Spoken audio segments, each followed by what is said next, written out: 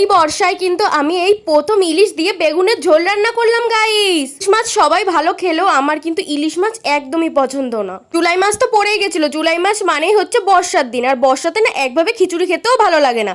এর জন্য আজকে মন চাইলো চলো গিয়ে হাটে গিয়ে একটা ইলিশ মাছ আনা যাক। আর গাইস ইলিশ মাছের এত পরিমাণের দাম, এই ইলিশ মাছের দাম দিয়ে তোমার 2 কিলো মুরগির মাংস হয়ে যেত।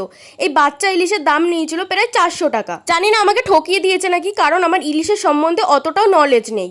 বাড়ি এসে আমি বুঝে পাচ্ছিলাম না ইলিশ মাছটা কি দিয়ে রান্না করা যায়। প্রথমে ভেবেছিলাম বেগুন আলু দিয়ে পাতলা করে ঝোল করব জিরে বাটা দিয়ে।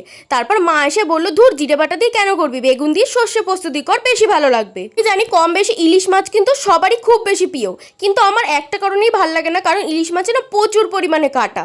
আর তারপর ইলিশ মাছে না আমার কিরম একটা আষ্টে একটা গন্ধ লাগে। মা কিন্তু আমাকে কাঁচা রান্না করতে বলেছিল, কিন্তু আমি কিন্তু হালকা করে একটু ভাজা ভাজা করে নিয়েছিলাম। বেশি করকরে করে ভাজা করলে কিন্তু একদমই ভালো লাগবে না। ইলিশ মাছ ভালো খাই না বলে ইলিশ মাছ রান্না করতে পারি না এমন না, আমি কিন্তু ইলিশ মাছের সব রকম রেসিপি পারি। ইলিশ ফ্রাই হোক, ইলিশের পাতুরি হোক, ইলিশ সর্ষে হোক, আর বা ইলিশের পাতলা করে ঝোল হোক বা গাঠি দিয়ে ঝোল হোক, আমি কিন্তু ইলিশের সব রকম রেসিপি পারি। সকাল থেকে বর্ষা হচ্ছিল বলে কিন্তু আমি ইলিশ মাছটা নিয়ে এসেছিলাম গাইস। ইলিশ মাছ আসার পরই দেখি আকাশে রোদ উঠেছে, কিরকম লাগে তাহলে বলো। ইলিশ মাছটা কিন্তু ভালোই টেস্টি হয়েছিল। আমি যেহেতু ইলিশটা খাই না, আমার কিন্তু একটু গাটা কিরম গোলাচ্ছিল, গন্ধ গন্ধ লাগছিল খাওয়ার পর, কিন্তু আমার মার কিন্তু খুব ভালো লেগেছিল, বলছিল খুব টেস্টি হয়েছে। ভাত খাওয়ার পর কিন্তু এই বিড়ালগুলো কিন্তু বাড়ির থেকে যাচ্ছিলই না।